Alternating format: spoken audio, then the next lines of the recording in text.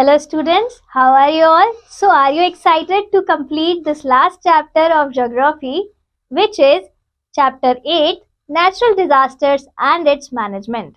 In this chapter you will study about natural disaster, geological hazards, landslides and avalanches, droughts. First let's start with natural disaster and its management. We have read that different movements inside and outside of the earth cause a number of natural mishappenings on the earth. India is the second most populous country in the world after China. It is the seventh largest in area. Due to its unique physical features, India is also one of the most disaster prone countries in the world. Various natural phenomena like earthquake, volcano eruptions, cyclones, floods, and droughts have affected them and have resulted in widespread destruction of life and property. Difference between natural hazard and natural disaster. Natural phenomena can occur at any place and at any time. All the natural phenomena do not create disasters. Any natural occurrence that is infrequent and dangerous, posing a threat to life and property, is called natural hazard. Those that are very furious and cause extensive devastation are called natural disaster.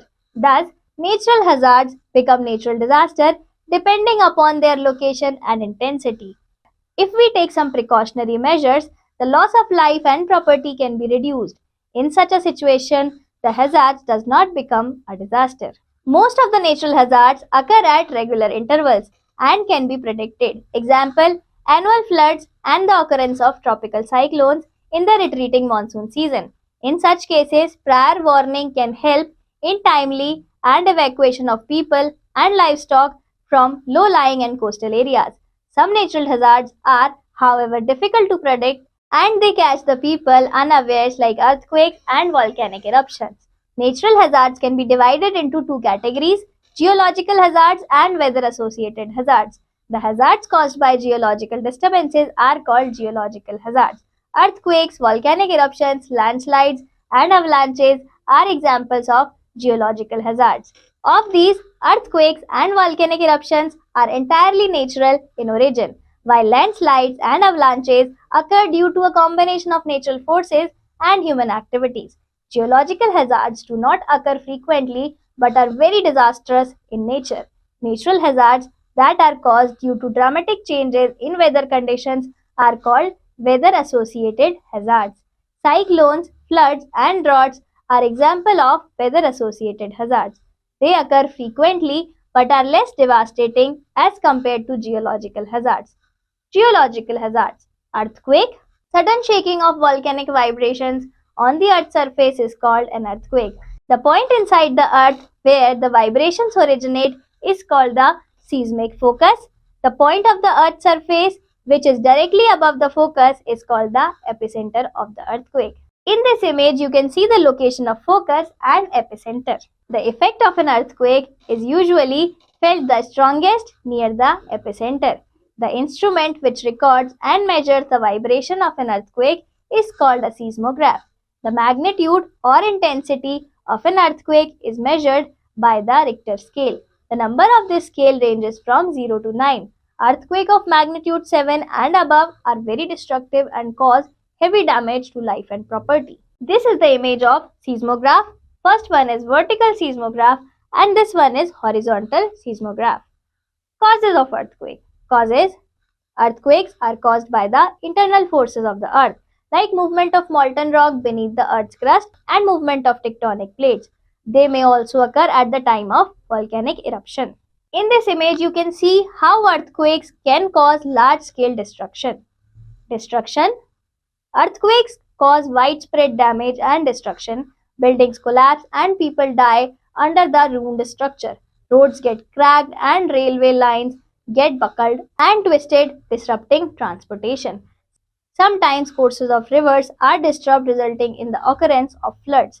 In mountainous areas, landslides are caused in coastal regions. Huge destructive sea waves called tsunamis often submerge vast areas. More than 20,000 people died, over 15 lakh were injured and about 8 lakh houses were destroyed in a powerful earthquake in Gujarat on 26 January 2001. The Himalayan region in the northern part of India is earthquake prone. Measures to minimize the risk. It is very difficult to predict the occurrence of an earthquake as it occurs suddenly. However, certain measures can be taken to prepare us from earthquake hazards and thereby reduce the damage caused by them.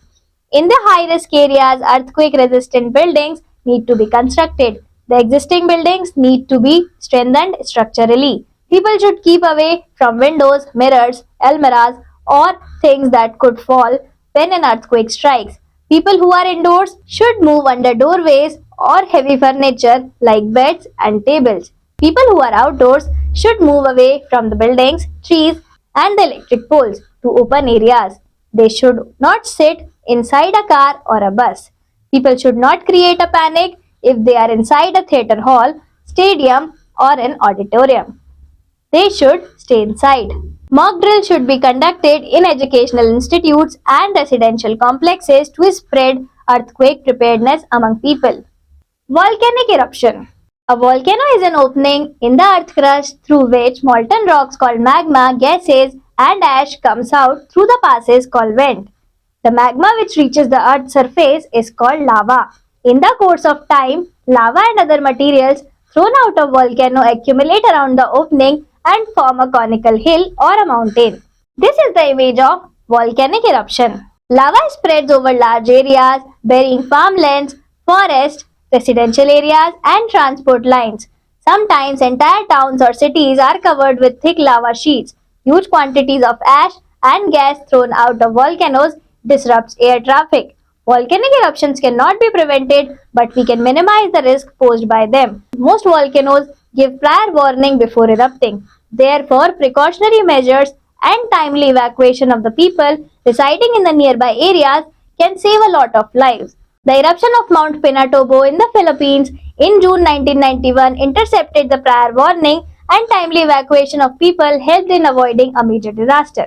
Landslides and avalanches. The sudden movement of large quantities of rock and soil down a steep slope due to the force of gravity is called a landslide. It is very common in hilly areas.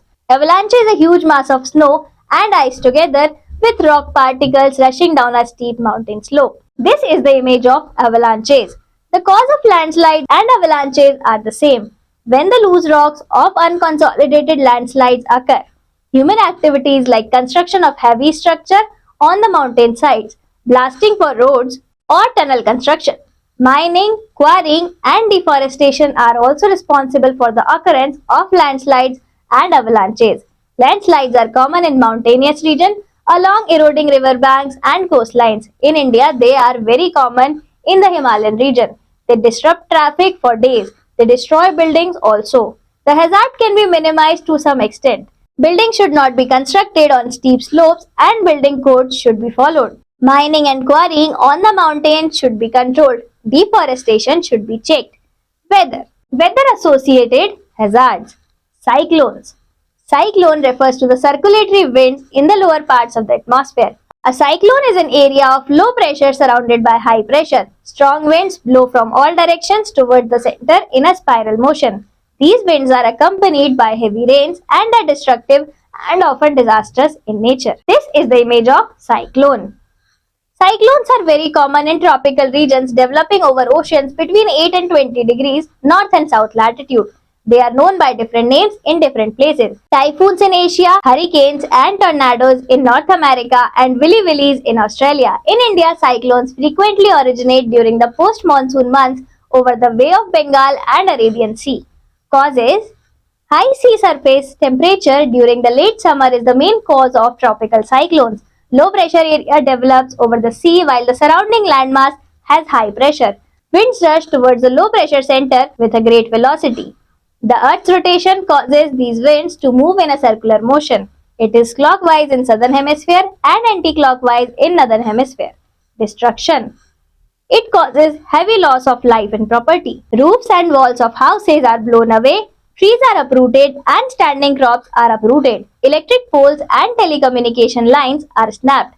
Cyclones accompanied by torrential rains cause floods also. Huge tidal waves strike coastal areas and submerge them. Cyclones cannot be avoided, but certain measures should be taken to minimize the risk and destruction to some extent. Settlements should not be built in cyclone-prone areas. Daily weather report on radio and television should be followed. Timely warning by the meteorological department can help people evacuate from low-lying areas to higher grounds. Fishermen should be warned against venturing far into the sea. Proper arrangements should be made to provide the basic necessities to the evacuated people. Flood. Floods generally occur due to heavy rainfall or when river water flows beyond its normal course. When the discharge of a river is greater than the carrying capacity of its channel, the excess water overflows its banks and submerges the adjoining land. This is called flood. In India, floods frequently occur in the Ganga Plains, Brahmaputra Basin in Assam, and in the delta of Mahanadi, Godavari, Krishna, and Kaveri. About 1/8 of the total area of our country is estimated to be flood prone. Most of it is the plains of northern India. This is the image for cyclones.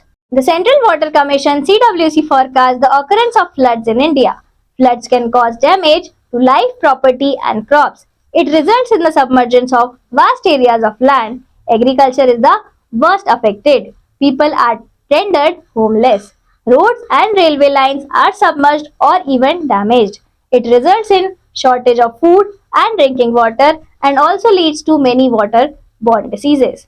Adopting certain measures of flood preparedness can minimize and check their disastrous effect. Regular weather reports on radio and television should be followed.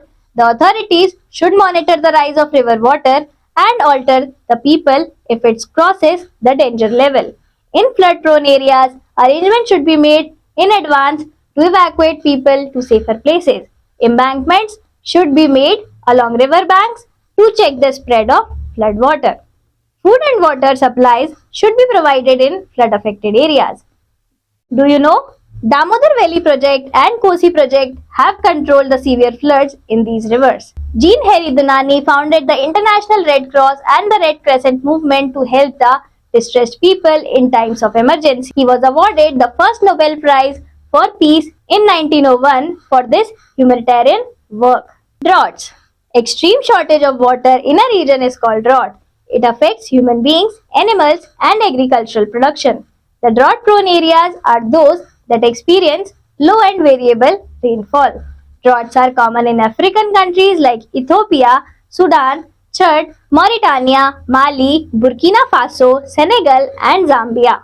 In India, it sometimes occurs in parts of Rajasthan, Gujarat, Maharashtra, Karnataka, Andhra Pradesh, Tamil Nadu, Chhattisgarh, Jharkhand, and Odisha if the monsoon rains are less than normal. You can see this image of drought-affected field.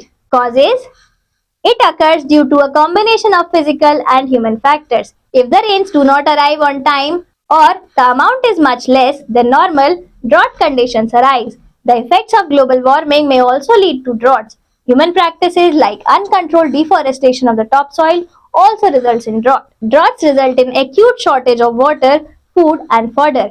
People in the drought-affected areas suffer from malnutrition and various diseases. Droughts still occur at frequent intervals. However, its capacity to kill large number of people and animals has now been reduced due to better drought management and development of irrigation and transport facilities. Precautions against droughts. Learn to harvest and conserve water at home. Develop rainwater harvesting system. Promote drip irrigation. Increase forest cover through plantations. Encourage crop insurance schemes. Plant drought-resistant crops. The best way to fight the menace of drought on the agricultural front is to provide proper irrigational facilities. This has been quite successful in Punjab, Haryana, and Western Uttar Pradesh. Do you know? The worst drought in India have been in 1877, 1899, and 1918, when more than two-thirds of the country faced acute shortage of water. This led to a major fall in agricultural production and paved the way for famine. Summing up, India is the second most populous country in the world after China. The instrument which records and measures the vibrations of an earthquake is called a seismograph. The magnitude or intensity of an earthquake is measured by the Richter scale. A volcano is an opening in the earth crust through which molten rocks called magma, gases and ashes comes out through the passes called vent. Cyclone refers to the circulatory winds in the lower part of the atmosphere. Floods generally occur due to the heavy rainfall or when river water flows beyond its normal course. The Central Water Commission (CWC) forecasts the occurrence of floods in India. Extreme shortage of water in a region is called drought.